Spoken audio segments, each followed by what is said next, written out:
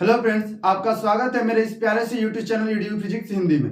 आज हम कक्षा 10 विज्ञान के 50 महत्वपूर्ण प्रश्नों को देखने वाले हैं। आज हम आपको पूरे किताब की 50 इंपॉर्टेंट क्वेश्चन दे रहे हैं जो बार बार बोर्ड एग्जाम में पूछे गए हैं। अगर आप इन 50 क्वेश्चनों को तैयार कर लेते तो बोर्ड एग्जाम में आपका 70 मार्क्स आसानी से बन जाएंगे। ठीक है, हमने पिछले 4 वर्षों में बहुत सारे बच्चों को ये 50 क्वेश्चन दिए हैं जिससे वो पढ़ करके बोर्ड एग्जाम में अच्छा नंबर लाए हैं। अगर आपको वीडियो अच्छा लगे तो चैनल को सब्सक्राइब और वीडियो को लाइक जरूर करिएगा। अगर आप इन क्वेश्चनों के सॉल्यूशन चाहते हैं और एग्जाम के लिए इंपॉर्टेंट क्वेश्चन चाहते हैं तो कमेंट में उस टॉपिक का नाम लिख दीजिएगा, उस पर वीडियो हम बना देंगे। चलिए वीडियो को हम शुरू करते हैं। तो क्वेश्चन नंबर पहला है, ये जो हम पहले आपको बता रहे हैं, ये टोटल 15 क्वेश्चन केमिस्ट्री के हैं। तो पहला है कि रासायनिक समीकरण संतुलित करने की विधि। रासायनिक समीकरण क्या होता है?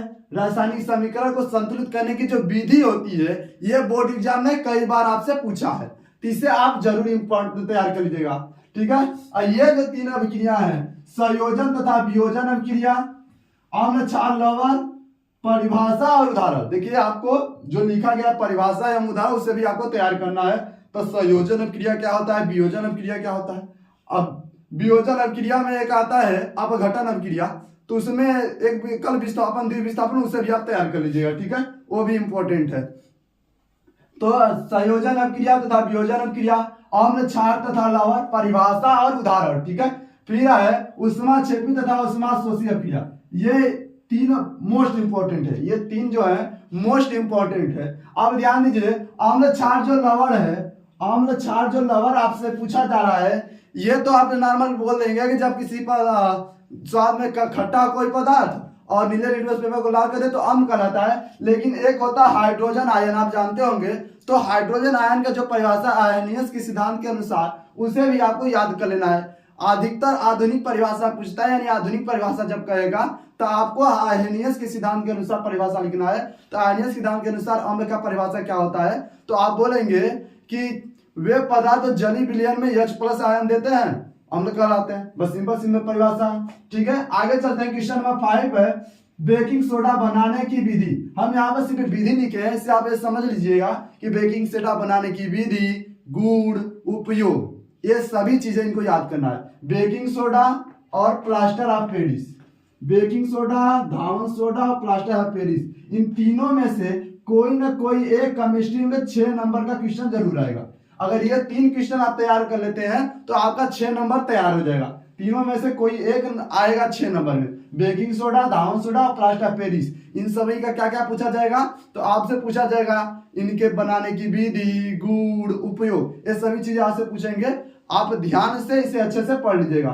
ठीक है, नेक्स्ट है उदासीनीकरण अभिक्रिया। उदासीनीकरण अभिक्रिया देखिए 2 जगह आपको मिलेगा, धातु वाले चैप्टर में मिलता है, एक अम्ल क्षार वाले चैप्टर में मिलता है। तो यहाँ पर अम्ल क्षार वाले चैप्टर से जब अम्ल की अभिक्रिया किसी क्षार से कराई जाती है तो जल तथा नमक मिलता है, उसे क्या कहते हैं, उदासीनीकरण अभिक्रिया कहते हैं। ठीक है, तो क्वेश्चन नंबर 8 तक आपको क्लियर हो गया होगा। क्वेश्चन नंबर 9 है धातु एवं अधातु की परिभाषा एवं उदाहरण। यानी कि धातु क्या है, अधातु क्या है, धातु के परिभाषा और उदाहरण दोनों ये तैयार करना है। ठीक है, चलते हैं क्वेश्चन नंबर 10 की ओर। तो क्वेश्चन नंबर 10 है विद्युत रासायनिक श्रेणी।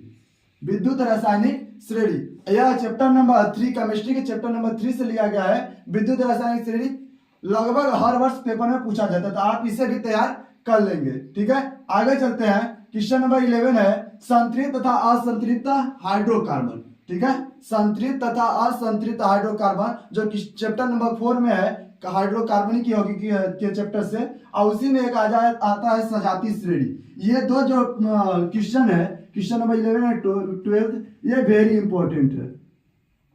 ठीक है, ये वेरी इंपॉर्टेंट है। आगे चलते हैं। तो आईपीएससी नामकरण, आईपीएससी नामकरण, तो ये देखिए आईपीएससी नामकरण आपको इसके बारे में पूछेगा नहीं, लेकिन इससे आपको कुछ दे देगा हाइड्रोकार्बनिक यौगिक, उसका आईपीएससी नाम लिखना होता है। ठीक है, तो आप उसका आईपीएससी नाम लिखेंगे।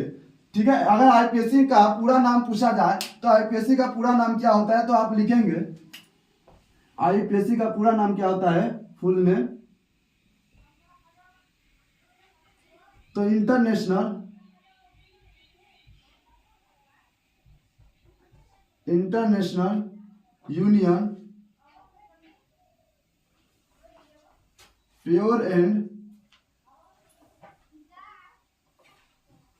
And applied chemistry, applied chemistry, ठीक है, applied chemistry, international union pure and applied chemistry, आप इसी नाम का होता है, इसे आप याद कर लेंगे विकल्पी में आता हो, ठीक है। और केमिस्ट्री के जो विकल्पी है ऑप्शनल जो आते हैं 20 नंबर के, तो हमने टोटल केमिस्ट्री के 75 ऑप्शनल अपने टेलीग्राम चैनल पर अपलोड कर दिया है, वहां पर जाकर उसे आप देख लेंगे, ठीक है। वहां पर जाएंगे तो केमिस्ट्री के 75 इंपॉर्टेंट एमसीक्यू मिल जाएंगे। टेलीग्राम चैनल का नाम है ईडीयू फिजिक्स हिंदी, ठीक है, ईडीयू फिजिक्स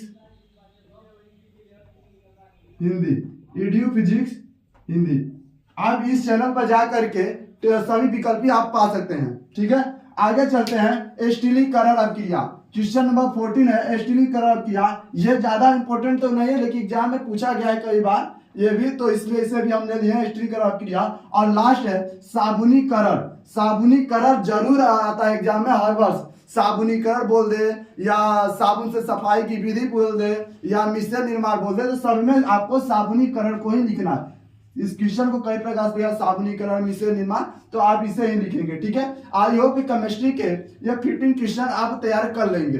और ये क्वेश्चन जो है 15 ही पूरे chapter number 1 to chapter number 4 के बीच में सभी इंपॉर्टेंट क्वेश्चन में से 50 क्वेश्चन अगर आप तैयार कर लेते हैं तो केमिस्ट्री में पूछे जाने वाले 25 नंबर आप आसानी से कर लेंगे, ठीक है। अब चलते हैं हम बायो की ओर, अब देखते हैं जीव विज्ञान, ठीक है। हमने केमिस्ट्री के 15 इंपॉर्टेंट क्वेश्चन तो देख लिए, अब हम बात करते हैं बायो की, बायो के सभी इंपॉर्टेंट क्वेश्चन, ठीक है। तो पहला है श्वसन तंत्र, पहला इंपॉर्टेंट क्वेश्चन है श्वसन तंत्र। आपको श्वसन तंत्र को अच्छे से तैयार करके जाना है, ये आपके 4 नंबर के क्वेश्चन में पूछे जाते हैं। श्वसन तंत्र, पाचन तंत्र का सचित्र वर्णन और पाचन तंत्र के बारे में, उत्सर्जन तंत्र के बारे में पूछ सकता है आपसे, उत्सर्जन तंत्र क्या होता है, उत्सर्जन तंत्र के चित्र बनाइए, ठीक है। तो आपको सचित्र इस सब की चीज बारे में सचित्र वर्णन सीखना है, ठीक है। जैसे आपका जानते हैं कि बायो में अधिक से अधिक चित्र नहीं होते, तो बायो में सचित्र भी पूछ सकता है, तो आप उसको तैयार कर लेंगे, ठीक है। लैंगिक जनन क्या होता है, अलैंगिक जनन क्या होता है, पुष्प की संरचना के बारे में सीखना है, सभी भागों के नाम क्या होता है, पुंकेसर क्या होता है, वर्तिकाल, इन सब के बारे में आपको समझ करके चित्र सचित्र उसको रट के जाना है, चित्र बना करके कहाँ पर क्या चीज उसे दर्शाना भी आपको आना चाहिए, ठीक है। परागकण क्या होता है इसे पढ़ के जाना है। नर और मादा जनन तंत्र, ये देखिए बहुत ही इंपॉर्टेंट क्वेश्चन है कि चैप्टर नंबर अगर हम बोले 8 की, तो बहुत ही इंपॉर्टेंट क्वेश्चन है। और ये जो होता है सचित्र वर्णन पूछा जाता है, नर और मादा जनन तंत्र दोनों में से कोई एक पूछ सकता है, ठीक है। फिर है मेंडलीव आनुवंशिकता का नियम, जो मेंडलीव ने आनुवंशिकता का नियम दिया था उसके बारे में आपको पढ़ के जाना है। आप को जिस टॉपिक पर दिक्कत हो रही हो उस टॉपिक को आप कमेंट बॉक्स में कमेंट करिए, उस पर हमें एक डिटेल वीडियो बना देंगे, ठीक है। ये अभी हम ये जो सीरीज चला रहे हैं इंपॉर्टेंट क्वेश्चनों की सीरीज है, इसलिए हम केवल इंपॉर्टेंट क्वेश्चन ही बता रहे हैं ताकि आप लोग कम टाइम में ज्यादा तैयारी कर सके, ठीक है। आगे चलते हैं डीएनए तथा आरएनए में अंतर, मोस्ट इंपॉर्टेंट है, मोस्ट इंपॉर्टेंट क्वेश्चन है। मानव मस्तिष्क, मानव मस्तिष्क के बारे में भी आपको अच्छे से पढ़ के जाना है कि कितने भाग होते हैं और कैसे कार्य करता है, प्राइमरी मेमोरी कौन सी होती है, ठीक है। आगे तंत्रिका तंत्र, तंत्रिका तंत्र का आपको सचित्र वर्णन पढ़ना है, सचित्र वर्णन, ठीक है। आगे चलते हैं लिंग निर्धारण की प्रक्रिया, लिंग निर्धारण की प्रक्रिया और एक संकर द्विसंकर, ये दोनों ज्यादा इंपॉर्टेंट तो नहीं है लेकिन आपको पढ़ लेना है, अगर टाइम ना मिले तो छोड़ दीजिएगा लेकिन पढ़ लीजिएगा, ठीक है। लेकिन इधर की ये सभी मोस्ट इंपॉर्टेंट है, इसे जरूर तैयार कर लीजिएगा, ठीक है, इसे जरूर तैयार कर लीजिएगा। देखिए हमारे पास आज टाइम इनफ नहीं है और अभी हमें कहीं जाना है, इसलिए हम फिजिक्स के वीडियो को पॉज करते हैं। फिजिक्स के जो क्वेश्चन है अभी हम नहीं दे पा रहे हैं, तो अगली वीडियो में हम फिजिक्स के सभी इंपॉर्टेंट क्वेश्चन दे देंगे, ठीक है। आप लोग को अगर किसी भी प्रकार का दिक्कत हो या जिस टॉपिक से जिस सब्जेक्ट में दिक्कत हो उससे आप कमेंट बॉक्स में कमेंट करिए, हम इसका हेल्प जरूर करेंगे, ठीक है। चलते हैं।